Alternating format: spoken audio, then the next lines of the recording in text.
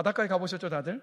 바닷가에 가보면 파도가 쉼없이 계속해서 밀려오는 것을 우리가 볼 수 있습니다. 저는 그 쉼없이 밀려오는 파도를 보면서 두 가지를 생각하는데, 뭐냐면 인생에는요, 쉼없이 밀려오는 파도처럼 쉼없이 우리에게 밀려오는 인생의 풍랑이 있습니다. 그렇죠? 이 자리에는 그 풍랑의 정도는 다를지 모르겠지만 인생의 풍랑들을 다 지나고 계십니다. 또 동시에 파도를 보면서 인생에 우리에게 끊임없이 불어오는 인생의 풍랑만 생각해 보는 것이 아니라 동시에 그 인생의 풍랑 속에 있는 우리를 도우시기 위해서 하나님께서 쉼없이 부어주시는, 베풀어 주시는 바로 은혜의 파도를 생각해 보게 됩니다. 요즘 여러분 사시는 것이 어떠십니까? 사실만 하십니까? 여러분, 우리는 사실 살만 해야 합니다. 하나님이 계시니까. 자, 그런데 우리가 사는 현실을 바라보면 고물가, 고금리로 심리적으로나 또 현실적으로 어려움 가운데 우리 모두 살아가고 있습니다. 또 정치 말해야 하겠습니까? 연일 시끄럽지 않습니까? 또 묻지마 폭행 사건 때문에 이제는 어디에서 내가 그런 폭행을 당할런지 알 수 없는 그런 어떤 불안과 두려움 속에 또 처해 있기도 합니다. 우리가 공통적으로 겪는 이런 어떤 현실과 상황들도 있지만, 그리고 또 한 가지가 더 있죠. 여러분 각자가 처해 있는 인생의 문제들이 있어요. 인생의 풍랑이 있습니다. 건강의 문제, 미래에 대한 어떤 불확실성의 문제, 관계의 문제, 학업의 문제, 시험의 문제, 아니면 정서적인 문제, 재정적인 문제, 영적인 문제, 이런 어떤 인생의 풍랑이 우리의 인생 속에 계속해서 불어옵니다. 자, 그러나 여러분 이것을 기억하십시오. 인생의 풍랑이 쉼없이 우리에게 불어오지만, 그러나 그 인생의 풍랑이 우리를 넘어뜨릴 수는 없습니다. 우리가 그 인생의 풍랑을 맞닥뜨렸을 때 잠시 엎드려질 수는 있을런지 모르겠지만 완전히 우리는 엎드려질 수가 없습니다. 왠지 아십니까? 결국에는 우리는 인생의 풍랑을 이겨내요. 그 이유는 하나님이 우리의 아버지가 되시고 우리의 보호자 되시기 때문인 줄로 저는 믿습니다. 그러니까 오늘도 나와서 예배드리고 있는 것 아니겠습니까? 인생의 풍랑을 지나가고 있지만 아버지 하나님이 붙잡고 계시니까 다시 일어서서 오늘 이 자리까지 와서 우리가 예배를 드리고 있는 것 아니겠습니까?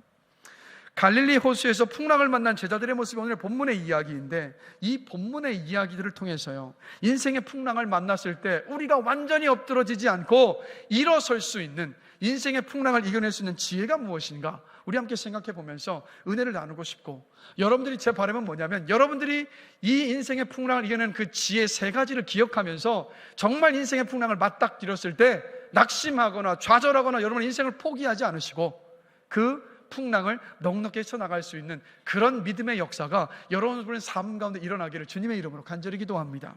말씀 함께 나누겠습니다. 인생의 풍랑을 이겨내는 지혜, 첫 번째는 뭐냐면 내 눈에 보이지 않아도 하나님이 주권을 갖고 일하고 계시다라는 것을 인정하고 받아들이는 것입니다. 여러분, 예수님께서요, 오늘 본문의 이 사건 바로 전에 어떤 일이 있었냐면 오병이어의 기적의 사건이 있었습니다. 떡 5개와 물고기 2마리로 2만 명이 넘는 사람을 먹이셨어요. 그 놀라운 사건 이후에 45절을 보면 예수님께서 이렇게 하십니다. 즉시 제자들을 재촉하사 자기가 무리를 보내는 동안에 배 타고 앞서 건너편 벳세다로 보내셨어요. 여러분, 왜 이렇게 하셨을까?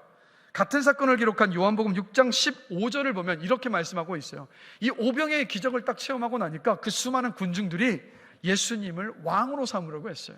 여러분, 예수님께서 이 땅에 오신 이유는 왕의 자리에 앉기 위해서가 아니시잖아요. 우리를 구원하시기 오셨기 때문에 예수님께서 어떻게 하셨냐면 그들이 이제 배가 부른 것을 보시고 집으로 다 돌려보냅니다. 그리고 자신을 왕으로 세울 백성들과 군중들의 그 모습을 보면서 혹여나 거기에 허영에 빠져서 기대하고 품지 말아야 할 생각을 품을 제자들이 걱정이 되셨기 때문에 제자들을 재촉해서 배를 태우셔서 갈릴리 호수 건너편으로 먼저 보내신 겁니다.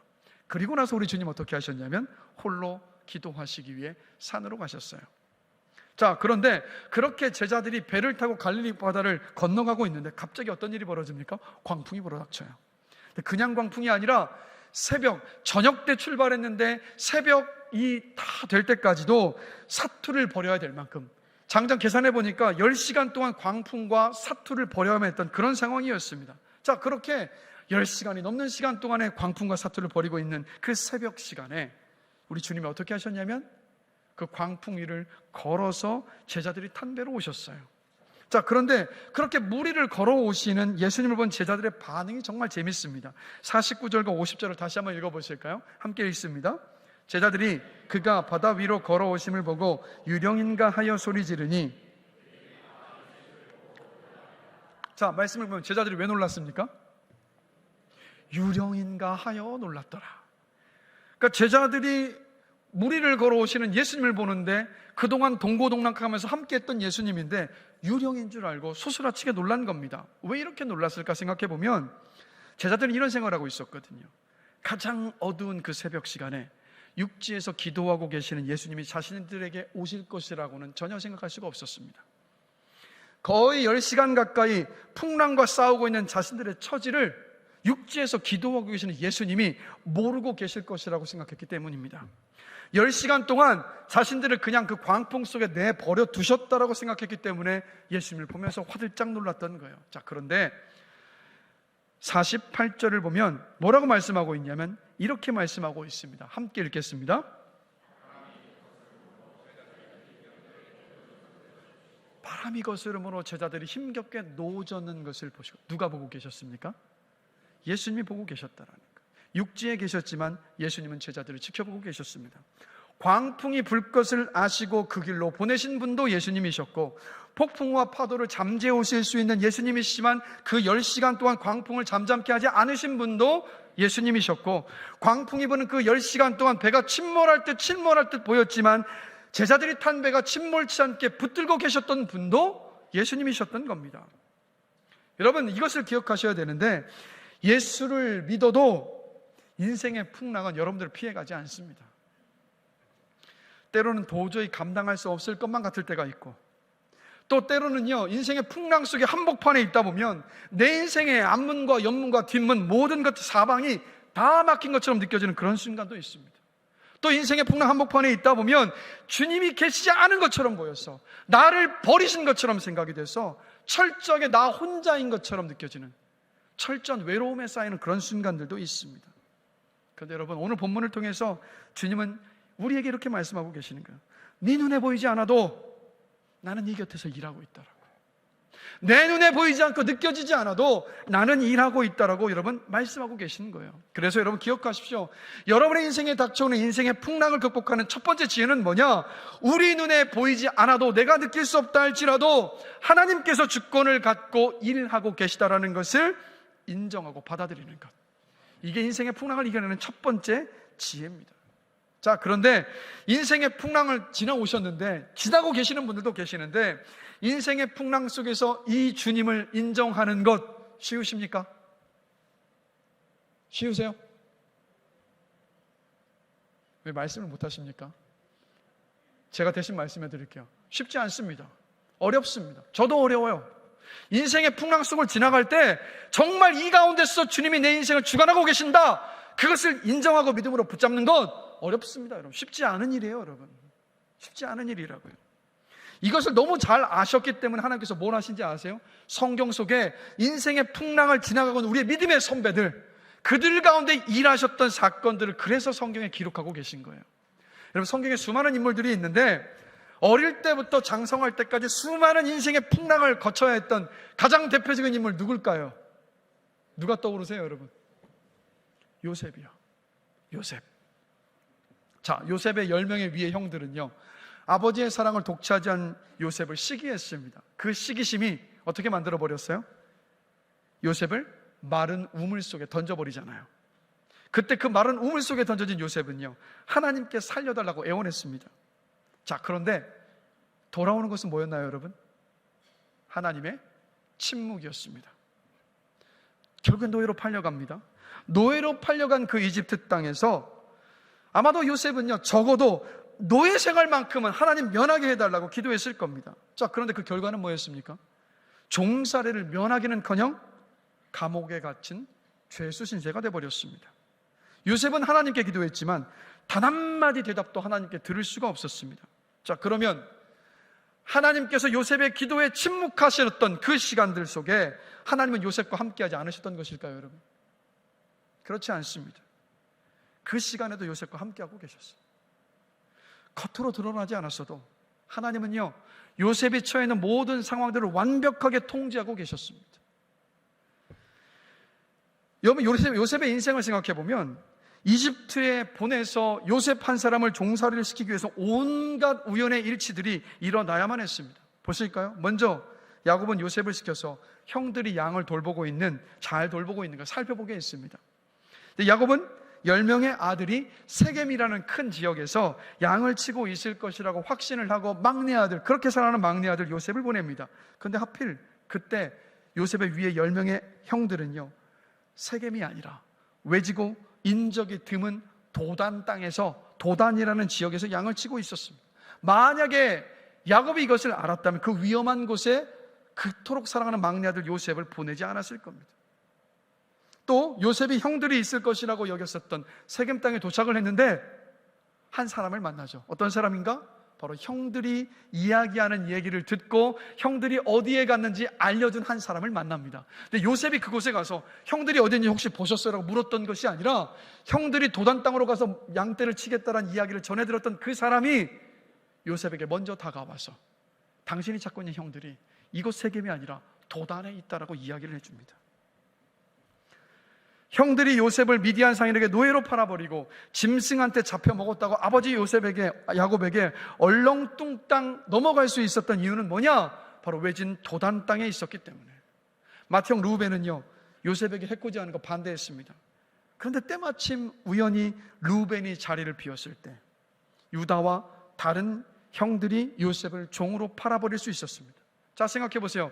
이 모든 우연이 일어나지 않았으면 요셉이 애굽 땅에 끌려가는 일은 벌어질 수가 없었습니다. 이것뿐만이 아니에요.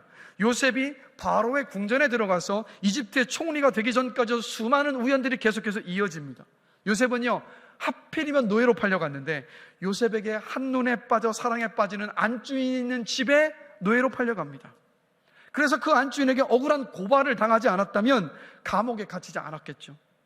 또 감옥에 갔는데 이집트 왕 바로가 술잔을 올리는 그 관리에게 화가 나서 하필이면 요셉이 감옥에 있을 그때 그 술 맡은 관리를 감옥에 가둬버립니다. 그래서 그곳에서 요셉과 만나는 우연이 또 이어집니다. 자, 요셉의 인생을 보면 도대체 얼마나 많은 우연이 이어지는 겁니까? 이러한 사소한 사건들 하나하나가 일어나지 않았다면 요셉이 이집트로 가는 일도, 요셉이 이집트의 총리가 되는 일도 벌어질 수가 없었습니다. 이 우연 속에서 요셉이 이집트의 총리가 되지 않았다면 기근 때문에 수많은 사람들이 목숨을 잃었을 것이고 요셉의 가족들도, 그리고 그토록 보고 싶어 했었던 아버지 야곱도 굶어 죽었을 겁니다. 자, 그러면 요셉의 이야기를 통해서 하나님께서 우리에게 하시는 말씀은 뭘까요? 진리는 무엇이겠습니까? 바로 이겁니다.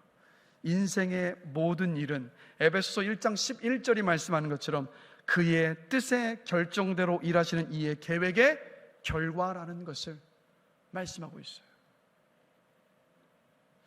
그렇기 때문에 우리가 겪는 모든 인생의 풍랑은요, 내 눈에는 보이지 않는다 할지라도, 내가 느낄 수 없다 할지라도 기억하십시오. 하나님께서 주관하고 계십니다. 그 풍랑 가운데 하나님은 졸지도 않으시고 주무시지도 않으시고 여러분 가운데 일하고 계십니다. 이걸 말씀하고 있는 거예요. 그래서 여러분, 우리 이렇게 한번 고백해 보겠습니다. 내 눈에 보이지 않아도 하나님은 일하고 계신다. 다시 한번 고백합니다. 내 눈에 보이지 않아도 하나님은 일하고 계신다. 이것을 인정하고 받아들이는 것이 여러분이 맞닥뜨릴 인생의 풍랑을 이겨내는 첫 번째 지혜입니다. 꽉 붙잡으십시오. 인생의 풍랑을 이겨내는 두 번째 지혜는 뭐냐? 하나님은 우리가 맞이하는 인생의 풍랑 속에서 반드시 하나님의 영광을 나타내심을 믿고 받아들이는 것입니다. 질문 드릴게요. 하나님이 온 우주 만물을 왜 창조하셨을까요, 여러분? 굳이 그럴 일을 하실 필요가 없으셨는데 왜 굳이 우주 만물을 창조하셨을까요, 여러분? 오랜만에 질문 받으시니까 어안이 봉봉하십니까? 이유는 뭐냐? 흔히 우리는 하나님께서 인간을 위해서 우주를 창조하시고 지구를 창조하셨다라고 생각합니다. 인간이 온 우주에서 가장 중요한 존재이고 우리의 이익과 영광이 만사의 중심이라는 잘못된 생각을 갖고 살아갈 때가 정말 많습니다. 세상의 중심이 나라고 생각할 때 얼마나 많아요. 그러다 보니까 하나님이 우리를 구원하여 주시고 우리가 이 땅에서 풍요롭고 건강하게 살게 하여 주시는 것이 하나님의 지상 과제라고 착각할 때가 정말 많습니다. 그러다 보니까 이런 생각 속에 빠져 있으면 이렇게 되는 거예요. 인생의 풍랑 속에서 화를 내고 낙심하고 불평하는 거예요. 왜요? 내 뜻대로 안 되니까. 내가 바라는 대로 인생이 진행되질 않으니까. 근데 여러분, 이거 착각입니다. 세상의 중심은 여러분이 아니에요. 세상의 중심은 내가 아니에요, 여러분. 그렇기 때문에 하나님이 온 우주 만물을 왜 창조하셨느냐? 성경은 이렇게 분명히 말씀합니다. 인간의 영광 때문이 아니라 하나님의 영광을 위해서 하나님께서 우주 만물을 창조하셨다라고 분명히 선포하고 있습니다. 여러분, 하나님의 영광이 뭐죠? 하나님의 영광이 뭡니까, 여러분? 맞습니다. 하나님의 하나님 되심을 나타내는 것, 드러내는 것, 그때 하나님의 영광이 나타나는 거예요. 즉, 하나님은 저와 여러분의 인생 속에서 숱한 모든 사건들 속에서 하나님의 하나님 되심, 하나님의 그 능력과 광대하심과 초월하심과 아름다우심과 선하심과 그 사랑으로 충만하신 모습을 우리의 인생 가운데 나타내십니다. 하나님의 영광을 위해서 일하시는 거예요. 이것을 여러분 기억하셔야 돼요. 그래서 시편 19편 1절 함께 보실까요? 우리 함께 한 목소리 한번 읽어보겠습니다. 하늘이 하나님의 영광을 선포하고, 이 땅을 창조하신 목적이 뭐냐? 하나님의 영광을 드러내시기 위해서. 제가 8월달 이렇게 휴가 기간을 받아서 아내와 함께 처음으로 단둘이 강원도에 있는 산속 깊숙한 곳에 캠핑을 갔습니다. 비가 막 세차게 막 내리는데 비가 갑자기 한밤중에 싹 그치고요, 하늘에 쏟아지는 별들이 보이기 시작하더라고요. 그 별들을 바라보면서 이 고백이 나오더라고요. 하나님 정말 크고 아름다우시고, 여러분 높은 산에 가셨을 때 아름다운 꽃을 바라보시면서 또 여러분이 사랑하시는 여러분의 그 자녀들을 바라보시면 우리가 감탄하고 놀랄 때 뭘 생각하는 겁니까? 하나님을 생각하는 거죠. 모든 자연은 하나님의 영광을 위해서 창조된 겁니다. 자, 그리고 또 하나님은 하필이면 수많은 이 땅의 많은 민족들 가운데 가장 작고 가장 초라하고 가장 연약한 이스라엘을 왜 선택하셨을까? 자, 시편 106편 8절 말씀 함께 읽겠습니다. 여호와께서는 자기의 이름을 위하여 그들을 구원하셨으니 그의 큰 권능이 만인이 알게 하려 하심이로다. 가장 작은 이스라엘 백성을 구원하신 목적과 이유도 하나님의 영광을 드러내시기 위해서였습니다. 하나님은 여러분을 왜 구원하시기로 선택하셨을까요? 자, 에베소서 1장 4절에서 6절 함께 보실까요? 함께 한 목소리 한번 읽어보겠습니다. 에베소서 1장 4절에서 6절입니다. 곧 창세전에 그리스도 안에서 우리를 택하사 우리로 사랑 안에서 그 앞에 거룩하고 흠이 없게 하시려고 그의 은혜의 영광을 찬송하게 하려는 것이라. 아멘. 우리를 왜 구원하셨습니까? 여러분을 왜 구원하셨습니까? 바로 하나님께 영광이 되기 때문에. 예수님께서 우리 대신 지옥을 경험하신 것은 뭐냐? 우리가 하나님의 자비와 사랑과 사랑의 그 영광을 분명히 알고 세상에 나타내기를 원하셨기 때문에, 그래서 하나님께서 여러분을 구원하신 겁니다. 즉, 뭘 말합니까? 성경은 무엇을 말하고 있습니까? 이 땅의 모든 것은 하나님의 영광을 위해서 존재합니다. 자, 이 땅의 모든 것이 하나님의 영광을 위해서 존재하기 때문에, 그렇다면 우리가 맞닥뜨리는 인생의 풍랑도 하나님의 영광을 드러냅니다. 이걸 말하고 있잖아요. 보세요. 오늘 본문을 보시면 예수님은 당신의 주권으로 제자들을 광풍의 갈릴리의 고난 속에 10시간 동안을 그냥 내버려 두셨습니다. 그리고 제자들이 그 광풍과 싸우며 지칠 대로 지쳐 있었던 그 새벽 3시에서 6시 사이에 제자들을 고난 속에 몰아넣은 광풍이 만들어낸 그 파도 위를 유유히 걸어서 제자들에게 다가오셨습니다. 파도가, 제자들이 극복하고 넘어설 수 없었던 그 파도가 주님의 발 아래에 있었어요. 뭘 말하는 겁니까? 주님이 상징적으로 보여주신 거예요. 제자들이 앞으로 겪게 될 인생의 모든 풍랑이 주님 발 아래에 있다라는 것을 주님이 상징적으로 보여주셨던 사건이었습니다. 그리고 예수님께서 배에 올라타시자마자 어떤 일이 벌어집니까? 오늘 본문을 보면 그 바람이 그쳤습니다. 예수님은 자연과 인생의 모든 풍랑의 주관자 되시는 그 영광을 보여주셨던 거예요. 그래서 여러분 기억하십시오.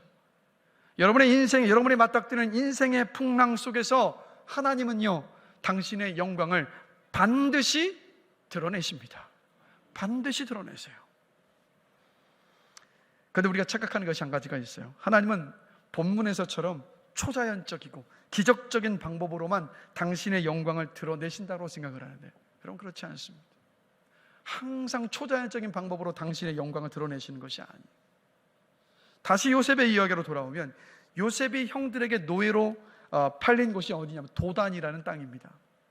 근데 요셉은 도단에서 하나님께 살려달라고 부르짖어 간구하며 기도했어요. 그 마른 우물 속에서. 그러나 하나님은 침묵하셨습니다. 자, 그런데 세월이 흘러서 같은 장소인 도단에서 선지자 엘리사는요, 젊은 사환과 함께 아람 나라의 군대에 포위되어 있었습니다. 젊은 사환이 그 모습을 보면서 두려움에 벌벌 떨고 있을 때 엘리사가 어떻게 기도합니까? 하나님 아버지, 이 두려움에 떨고 있는 젊은 종의 눈을 열어주시옵소서라고 기도했을 때 하나님은 엘리사의 기도를 듣자마자 젊은 사환의 눈을 활짝 열어주셔서 아람 군대보다도 더 많은 하나님의 그 천군 천사들을 보게 하셨습니다. 근데 여기서가 다 아니에요. 어떻게 하십니까? 하나님은 아람 군인들의 눈을 멀게 하셔서 도단과 엘리사와 엘리사의 사환을 살려주시잖아요. 이상하죠? 같은 장소인 도단에서 요셉의 기도에 침묵하신 하나님은 엘리사의 기도엔 즉시 응답하시고 엄청난 기적을 일으키셨잖아요. 마치 요셉은 외면하신 것처럼 보이고 엘리사에게는 반응하신 것처럼 보이는데, 그럴까요, 여러분? 그렇지 않습니다. 엘리사에게 재빨리 응답하실 때와 마찬가지로 하나님은요, 요셉의 인생 전체 속에서 느리게 반응하셨고, 그리고 하나님은 한결같이 일하고 계셨습니다. 엘리사의 기도에 요란하고 웅장하게 답하실 때와 같이 마른 우물의 그 침묵 속에서도 하나님은요, 요셉과 함께하고 계셨습니다. 비록 요셉에게 주신 구원의 역사가 덜 초자연적이고 덜 극적이긴 했지만, 그러다 한번 잘 생각해 보십시오. 그 깊이와 넓이와 파장은요, 요셉의 삶 속에서 일하시는 하나님의 그 일하심이 더 크지 않습니까? 왜요? 인생 전체를 통해서 일하신 하나님의 일하심을 보기 때문에. 그리고 요셉의 인생 전체를 통해서 일하신 하나님의 일하심을 보면서 우리도 소망을 품잖아요. 요셉에게 일하셨던 하나님, 내 인생 속에서도 내 인생 전체를 통해서 일하신다라는 그 소망을 품을 수 있기 때문에. 여러분 기억하십시오. 여러분이 바라는 대로 하나님은 당신의 영광을 보여주시지 않으십니다. 그러나 분명한 것은 하나님은 여러분이 맞닥뜨리는 인생의 풍랑을 통해서 반드시 하나님의 영광을 드러내신다라는 것. 그거 한 가지를 붙잡으셔야 돼요. 여러분 그 골판지 간증이라는 거 아십니까? 이런 거죠. 골판지 하나에 한 면에 예수를 믿기 전에 내 모습을 짧게 기록을 하고, 뒷면에는 예수를 믿고 나서 내 삶이 어떻게 달라졌는가를 이렇게 간증 고백하는 골판지 간증이라는 것이 있는데, 제가 한 골판지 간증을 보게 됐어요. 한 남녀가 이 골판지 간증을 하기 위해서 예배 중에 강단에 오릅니다. 부부였어요. 먼저 아내의 판지 앞면에 이렇게 쓰여 있습니다. 다발성 경화증 진단. 다발성 경화증은요, 면역 체계가 뇌와 척수와 중추 신경계를 공격해서 이 몸에 염증과 또 상처를 일으키는 자가 면역 질환입니다. 희귀 질환이에요. 고칠 수가 없는 병입니다. 바로 이 다발성 경화증 진단이라는 것을 간증을 하고, 그러자 옆에 있는 남편이 자신의 골판지를 또 듭니다. 거긴 이렇게 쓰여져 있습니다. 의사가 아내의 간증으로 지난달에 세례를 받았다라고 써져 있어요. 그리고 이어서 이 여자가 자신의 판지를 이 남편의 판지 앞면에 병을 진단한 무신론자 의사라고 되어 있습니다. 그리고 뒤집었을 때 의사가 아내의 간증으로 지난달에 세례를 받았다. 그러자 마지막으로 아내가 다발성 경화증 진단이라는 골판지 뒷면을 보이자 거기에 이렇게 쓰여져 있습니다. 그만한 가치가 있었다. 다발성 경화증이라는 고난 속에서도 하나님을 향한 믿음의 고백과 신앙이 무신론자 남편의 마음을 녹였고, 무신론자 남편이 예수를 영접하게 하는 통로가 된 거예요. 하나님은 다발성 경화증을 통해서 무신론자 남편의 영혼을 살리셨던 겁니다. 그래서 하나님은 사람들이 꺼려하고 기뻐하지 않는 다발성 경화증이라는 고난조차도 가치 있고 의미 있는 일로 승화시킨 거예요. 이렇게 하나님은 당신의 영광을 드러내셨습니다. 우리 각자가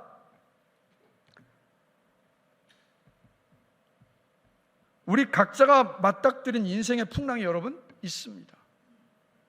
지금 풍랑 속에 계신 분들이 이 자리에 계세요.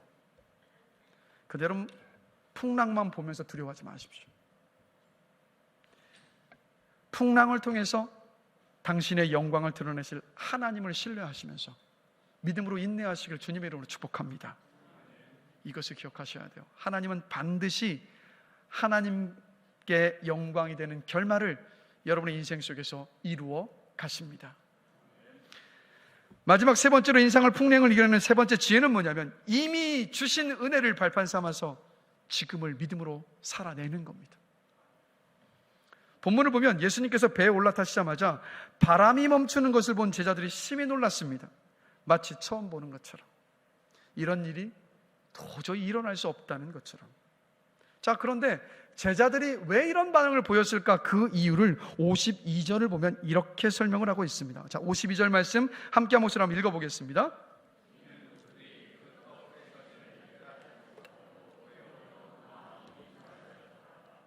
자, 풍랑을 만난 이 고난 속에 있을 때 이 바로 직전에 어떤 일이 있었다고요? 떡 5개와 물고기 2마리로 2만 명을 먹이시는 기적을 그 곁에서 체험한 겁니다. 그것을 체험한 게 바로 어제 저녁이에요.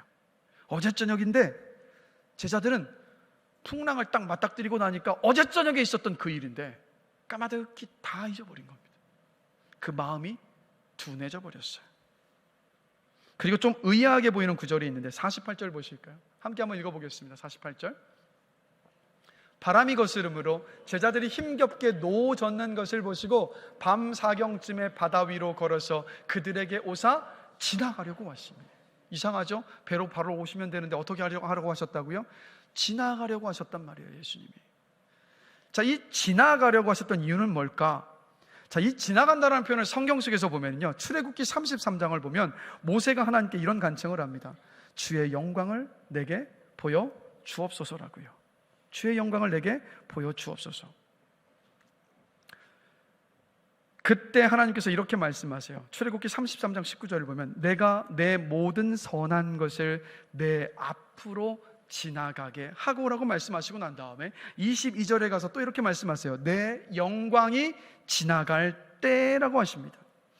이때 모세가 뭘 봤냐면 지나가시는 하나님의 등을 봤습니다. 그래서 성경 속에서 지나가시는 것은 뭐냐? 구약성경을 보면 하나님께서 당신의 백성들을 안심시키시기 위해서 당신의 임재를 볼 수 있게 하시는 것, 이게 지나가는 겁니다. 즉 오늘 본문 속에서도 예수님은 지나가시는 자신을 제자들이 보면서 비록 풍랑 가운데 있지만, 풍랑 속에서 언제 침몰될지 모르는 그런 위험 가운데 있지만 뭘 알기를 원하셨냐면 그런 가운데에서도 내가 너희와 함께하고 있다는 것을 제자들이 알기를 원하셨고 그 믿음 안에서 그 풍랑을 이겨내고 헤쳐나가기를 원하셨던 것이었습니다.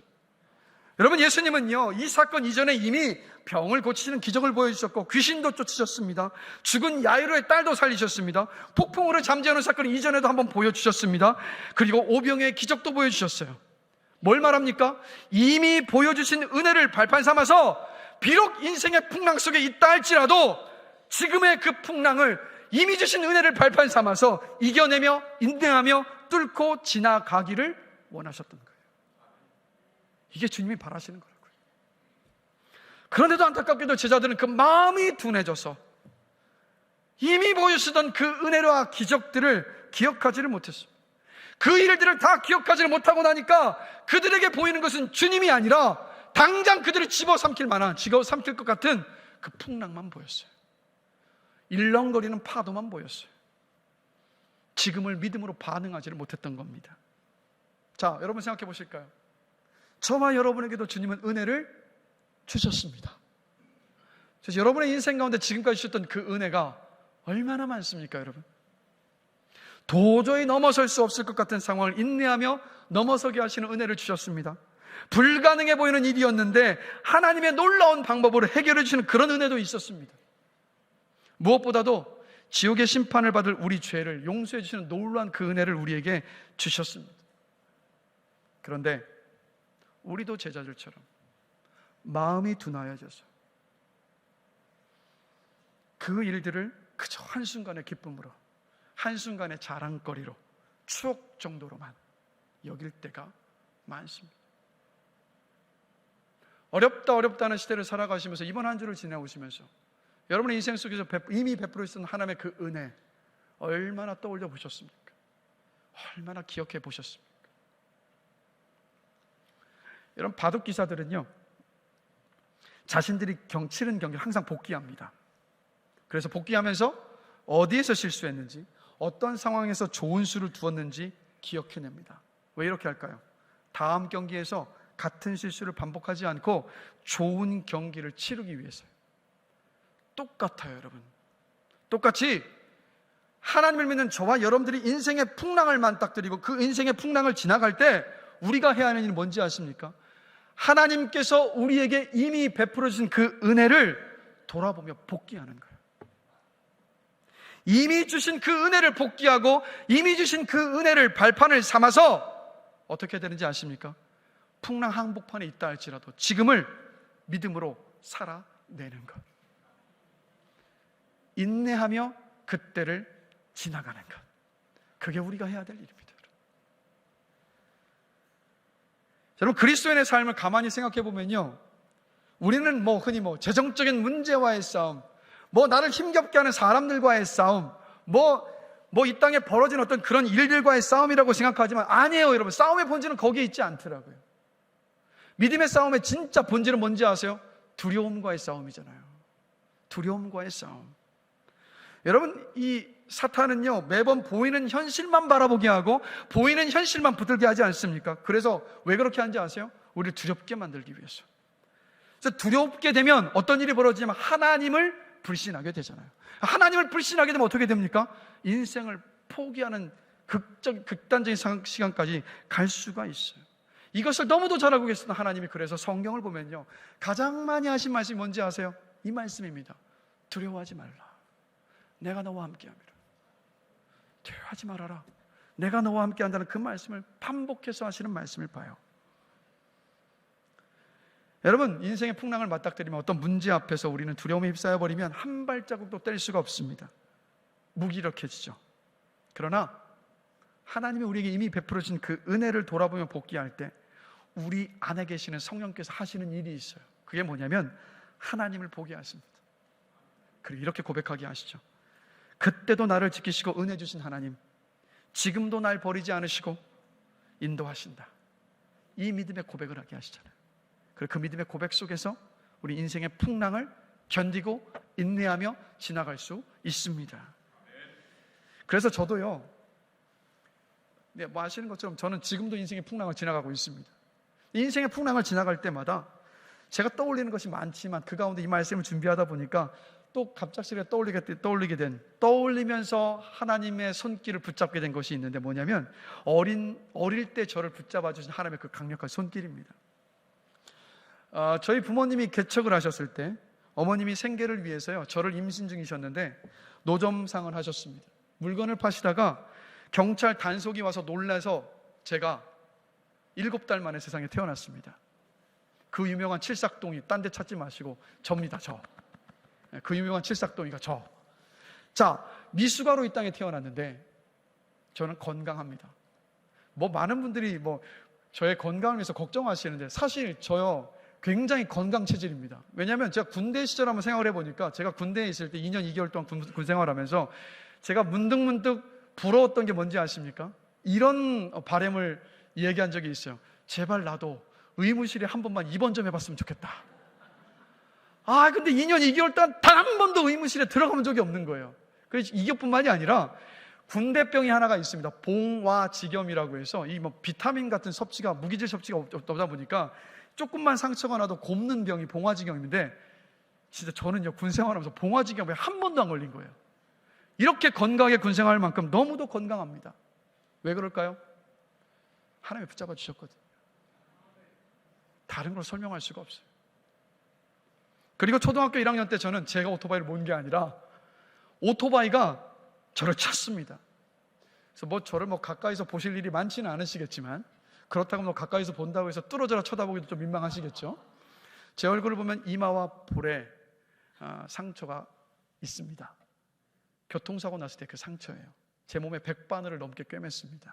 초등학교 1학년 때. 그리고 그렇게 100바늘을 넘게 꿰매고 난 다음에 집으로 가면서 의사가 그때 이제 개척교회니까 병원에 입원할 돈이 없으니까 집으로 보내면서 의사가 부모님에게 이런 말을 했다고 합니다. 뇌를 다쳤을지 모르니까. 그렇죠? 왜냐하면 머리도 꿰맸으니까. 토하거나 경기를 일으키면 뇌에 문제가 있는 거니까 바로 병원으로 오라고 의사가 권고한 겁니다. 자, 경기를 일으키고 깼을까요? 안 깼을까요? 안 깼습니다. 잘 잤어요. 잘 자고 아침에 피투성이가 돼서 붕대를 온몸에 미라처럼 다 감고 있는 어린 초등학교 1학년인 제가 일어나서 가장 먼저 찾은 게 뭔지 아십니까? 피투성이가 되어 있은 제 바지 주머니에 있었던 딱지를 가장 먼저 찾았다라는 것. 아빠, 제 딱지 어디 있어요? 이건 무슨 말입니까? 뇌에 다치지 않았다라는 것. 무슨 말입니까? 하나님이 제 생명을 붙잡고 계셨습니다. 그래서 살아서 지금 이 자리에 서 있을 수 있어요. 제가 왜 이 말씀을 드리냐면, 그 어릴 때 제가 이 세상에 태어날 때와 초등학교 1학년 때 그 죽음의 위협 속에서 제 생명을 붙잡고 계신 하나님은요, 그렇게 수고하셨는데 저 그냥 안 버려주신다는 거. 저는 그걸 확신합니다. 확신해요. 어떤 인생의 풍랑을 만나셨습니까? 어떤 인생의 풍랑을 지나가고 계십니까? 광풍 속에 있어서 언제 이 풍랑이 끝날런지, 내가 감당하며 버틸 수 있을런지 도무지 그 끝이 보이질 않아서 낙심이 되십니까? 두려우십니까? 포기하고 싶으십니까? 이미 여러분에게 주신 은혜를 복귀하십시오. 생각하시면서 고백해 보십시오. 그리고 하나님께서 베풀으신 그 과거의 은혜를 발판 삼아서 지금을, 현재를 믿음으로 사신 여러분 되시기를 주님의 이름으로 축복합니다. 말씀을 마무리합니다. 일본에 가보면 도에로 유명한 부족이 있습니다. 이 부족은요, 아름답고 화려한 도자기를 만들고 난 다음에 그 도자기를 가차없이 바위에 던져서 깨버립니다. 그리고는 그 깨진 조각조각들을 다 모읍니다. 그리고 그 조각조각 사이를요, 녹인 황금으로 다 이어붙입니다. 이렇게 다시 탄생한 도자기는요, 깨지기 전보다 훨씬 더 큰 가치, 훨씬 더 비싼 값을 자랑합니다.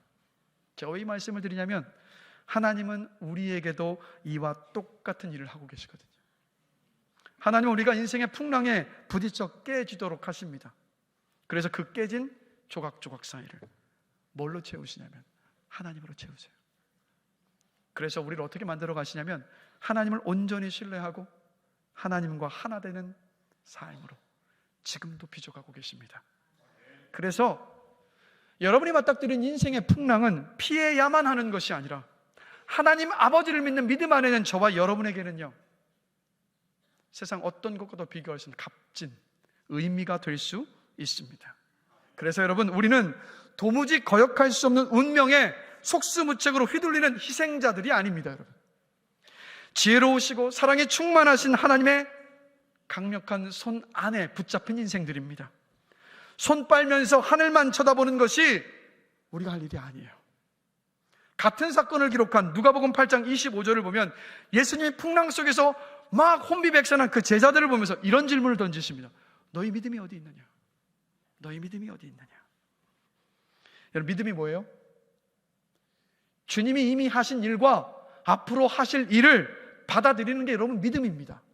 그러면 주님께서 원하시는 건 뭔지 아십니까? 인생의 풍랑은 오는데 그 인생의 풍랑 속에서 하나님을 향한 믿음의 스위치를 켜는 것, 그것을 주님께서 원하신다는 거예요. 믿음의 스위치를 어떻게 켤까? 오늘 이 세 가지 지혜, 인생의 풍랑을 이겨낸 세 가지 지혜를 여러분의 입술로 고백하며 선포하는 겁니다. 바로 이겁니다. 지금 내 눈에 보이지 않아도 하나님은 내 모든 상황 속에서 일하고 계신다. 지금 내가 겪는 인생의 풍랑 끝에 하나님은 반드시 내 인생 속에 하나님의 영광을 드러내신다. 이미 내 인생에 베풀어 주신 하나님의 그 은혜를 기억할 때 나는 지금 믿음으로 인생의 풍랑을 헤쳐나갈 수 있다라고 이것을 믿음으로 선포할 때, 그때 우리의 믿음의 스위치를 켜는 겁니다. 제 바람은 뭐냐면, 인생의 풍랑은 피해갈 수가 없잖아요. 누구든 다가오지 않습니까? 근데 그 앞에 좌절하고 무너지고 낙심하는 게 아니라 정말 믿음으로 헤쳐나갈 수 있는 저와 여러분이 되기를 주님의 이름으로 간절히 축원합니다.